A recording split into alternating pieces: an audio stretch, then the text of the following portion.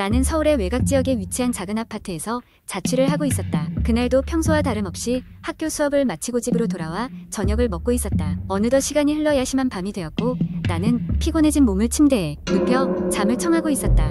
한밤중 어디선가 또르르 하는 소리가 멀리서 들려왔다. 처음엔 바람에 날리는 나뭇가지 소리겠거니 하고 무시했지만 그 소리는 점점 가까워지고 확실해졌다. 그것은 분명히 무언가가 구르는 소리였다. 애써 무시하려 했으나 소리가 점점 더 선명하게 들리자 나는 결국 침대에서 일어나 소리의 근원을 찾아 나서기로 했다. 아파트 복도는 어둡고 적막했다. 흠적대지 않는 어둠 속에서 나는 복도에 불을 켜지 않고 조용히 소리가 나는 쪽으로 걸어갔다. 이상하게도 마음 한구석에서 끔찍한 느낌이 엄습해왔지만 호기심이 더 컸다. 소리는 구석진 계단 아래에서 나는 듯했다. 계단을 내려가자 마침내 그 소리의 정체를 알 수 있었다. 오래된 어린아이의 공이었다. 낡아빠진 공이 구르고 있는 것이었다. 하지만 주위에는 그 공을 굴릴 만한 누군가도 설명할 만한 이유도 없었다. 그 순간 등골이 오싹해졌다. 그때였다. 뒤에서 느닷없이 찬바람이 불어와 내 목덜미를 스쳤다. 소름이 돋아 돌아보았지만 복도는 여전히 텅 비어있었다. 다시 고개를 돌렸을 땐 공은 사라져 있었다. 놀라운 기분에 사로잡힌 나는 서둘러 방으로 돌아갔고 그것이 그날 밤의 끝인 줄 알았다. 하지만 그날 이후로 기이한 현상은 매일 반대풀이 되었다. 공뿐만 아니라 밤중에 혼자 울리는 전화기, 아무 이유 없이 켜지는 TV, 거울에 비친 낯선 형체까지. 나는 점점 이 집에서 무언가 잘못되었다는 것을 인식하게 되었다. 당장 이사할 수 없는 처지라 잠시 집을 비우기로 했지만 어디로 가든지 그 현상은 나를 따라다니는 듯했다. 친구의 권유로 나는 아파트가 지어지기 전에 이곳에서 무슨 일이 있었나 알아보았다. 소름 끼치게도 이 아파트는 오래전 어린이집이었던 곳이었다. 몇십 년 전에 불이 나 어린아이들이 대피하지 못하고 안타까운 사고로 목숨을 잃었다는 이야기를 들을 수 있었다. 그 이후로도 이곳에 사는 사람들은 일련의 설명할 수 없는 일들에 시달렸다고 한다. 나는 어느새 이 이야기를 기다란 인터넷 게시글로 작성하고 있었다. 만약 내가 사라지게 되면 이 이야기를 읽는 누군가가 그 이유를 알아챌 수 있길 바라며 말이다. 이후 나는 그 이야기를 게시한 후로 아무도 나의 근황을 알지 못하게 되었다. 이야기가 전해지면서 사람들은 이 현상이 사실이라면 정말 무섭다는 의견도 있지만 단순히 잘 쓰인 공포소설일 뿐이라는 의견도 나왔다. 그렇지만 하나는 확실하다. 지금도 그 아파트에서는 간밤마다 또르르 하는 공소리가 멈추지 않는다는 것이다. 두 번째 이야기, 한여름밤 나는 친구들 사이에서 흔히 떠도는 공포 체험담을 공유하기 위해 산속에 위치한 작은 오두막을 빌렸다. 그곳은 1년 중 절반 이상을 비워두는 장소로 전설에 따르면 수십 년 전에 그곳에서 한 가족이 흔적도 없이 사라졌다고 한다. 그 사건 이후로 그 오두막은 일련의 기이한 사건들을 경험한 사람들로부터 귀신의 집이라고 불리게 되었다.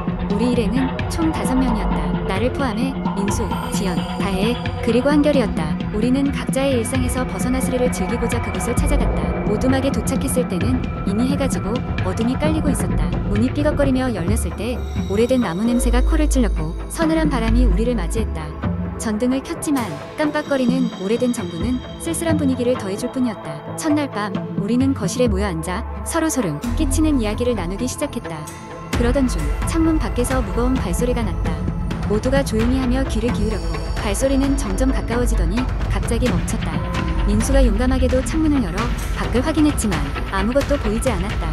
당연히 누구도 밖으로 나가볼 생각은 하지 않았고 우리는 그저 바람 때문일 것이라고 자위하며 이야기를 계속 이어갔다. 그러나 밤이 깊어질수록 이상한 일은 계속되었다. 주방에서 식기들이 서로 부딪히는 소리가 들렸고 거실의 벽난로 위에 놓여있던 오래된 사진 액자가 바닥에 떨어졌다. 다혜는 너무 긴장한 나머지 그 자리에서 울음을 터뜨렸고 결국 우리는 잠자리에 들기로 했다. 각자의 방으로 흩어져 불안 속에 잠들었지만 그날 밤 나는 꿈속에서 낯선 소년을 보았다. 그는 창백한 얼굴에 커다란 눈을 갖고 있었고 아무 말 없이 나를 응시하고 있었다. 깨어났을 때 나는 깊은 불쾌감을 느꼈다. 더 이상 잠을 잘 수 없을 것 같아 밖으로 나가려는 찰나 지연이 내 방문을 두드렸다. 그녀도 같은 소년을 꿈속에서 보았다고 했다. 서둘러 나머지 친구들을 깨웠고 모두가 똑같은 악몽을 공유했다는 사실에 우리는 소름이 돋았다.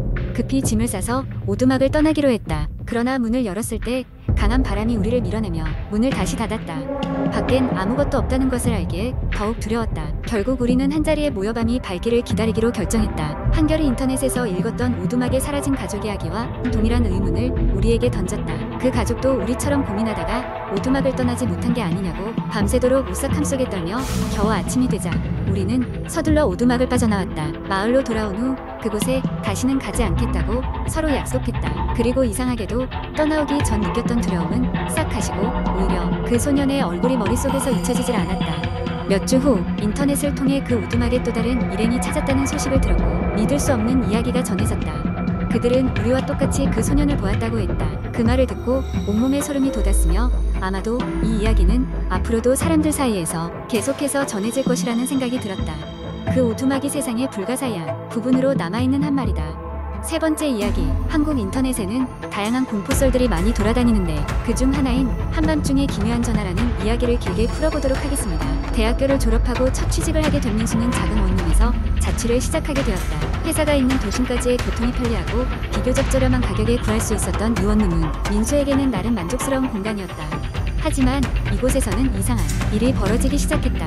첫 번째로 이상한 일을 경험한 날은 민수가 입주한 지 한 달쯤 되었을 때였다. 그날은 회사에서 꽤 늦게 퇴근하였기에 집에 돌아와 간단히 저녁을 먹고 침대에 눕자마자 금세 깊은 잠에 빠졌다. 그러다 새벽 2시쯤 갑작스럽게 울리는 전화벨 소리에 잠이 깼다. 어둠 속에서 벨소리는 유난히도 크고 날카롭게 들렸다. 민수는 다소 화가 난 상태로 핸드폰을 집어들었지만 화면에는 알 수 없는 번호가 표시되어 있었다. 사적인 시간에 알 수 없는 번호로 전화가 오는 일은 드문 일이 아니었기에 별다른 의심 없이 전화를 받았다. 여보세요. 그러나 상대방은 아무런 대답이 없었다. 그저 침묵만이 흘렀다. 민수는 귀를 기울여 상대방의 숨소리라도 들을 수 있을까 해서 집중했지만 전화기 너머로 들리는 것은 정적뿐이었다. 결국 그는 전화를 끊었다. 그저 장난 전화려니 생각하고 다시 잠에 들었다. 두 번째 전화는 그로부터 며칠 후에 걸려왔다. 이번에도 시간은 밤 2시경이었다. 같은 번호였다. 민수는 약간 짜증이 났지만 혹시나 중요한 전화일지도 모른다는 생각에 다시 전화를 받았다. 그러나 이번에도 아무런 소리도 들리지 않았다. 민수는 기분이 꺼림칙해졌지만 그냥 우연일 거라고 넘겼다. 그런데 그날 밤 그는 이상한 꿈을 꾸었다. 꿈속에서 그는 어느 낯선 동네를 걷고 있었다. 희미한 가로등 아래로 어딘지 을씨년스럽고 황량한 거리였다. 그때 멀리서 흐릿한 형체가 보였다. 민수는 두려운 반 호기심 반으로 그 형체를 향해 걸어갔다. 점점 가까워질수록 그 형상은 점점 선명해졌다. 어떤 여자의 실루엣이었다. 그녀는 마치 그 자리에 얼어붙은 듯 가만히 서 있었다. 민수가 가까이 다가가 그녀를 부르자 그녀는 천천히 고개를 들었다. 그리고 그 얼굴에는 눈이 존재하지 않았다. 그 순간 민수는 소스라치게 놀라 잠에서 깨어났다. 숨이 턱턱 막힐 정도로 가슴이 뛰었다. 그리고 얼마 후 다시 전화기가 울렸다. 이번에도 역시나 새벽 2시였다. 민수는 겁에 질린 채로 전화기를 쳐다보았다. 같은 번호였다. 이번에는 받지 않는 것이 좋겠다는 예감이 들었다. 그날은 결국 전화를 받지 않고 잠을 이루지 못한 채로 아침을 맞았다. 계속해서 같은 시간에 걸려오는 벨소리는 점점 민수의 일상을 잠식해갔다. 그 번호로부터의 전화는 끈질기게도 매일 밤 걸려왔다. 도대체 누굴까? 그리고 왜 하필 나지? 민수는 점점 예민해졌고 피로감도 심해져갔다. 어느 날 주말 그는 모든 용기를 다해 전화를 걸어온 그 번호를 추적하기로 결심했다. 인터넷을 통해 그 전화번호의 지역과 등록된 정보를 찾아보려 했지만 결과는 뜻밖이었다. 그 번호는 등록이 되어 있지 않은 그 어떤 정보도 찾을 수 없는 번호였다. 마치 존재하지 않는 번호인 것처럼 불안감이 극에 달한 민수는 어느 날 전화가 오기를 기다려 전화를 직접 받기로 마음먹었다. 그리고 마침내 벨이 울렸다. 이번에는 초인적인 차분함을 유지하려 노력하며 전화를 받았다. 제발 그만하세요. 왜 이러시는 겁니까? 민수는 떨리는 목소리로 말했다.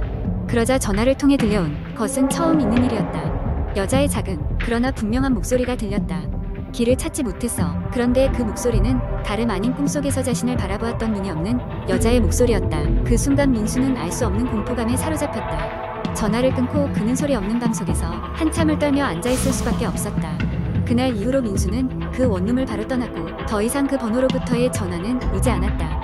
하지만 그가 떠난 후 그곳에서 자취를 시작한 새로운 한 사람이 이와 비슷한 경험을 했다는 이야기가 인터넷에 돌아다니곤 한다고 한다. 이 이야기는 종종 인터넷 포럼이나 커뮤니티에서 회자되는 흔한 유형의 공포썰이며 많은 사람들에게 상상의 공포를 불러일으키곤 합니다.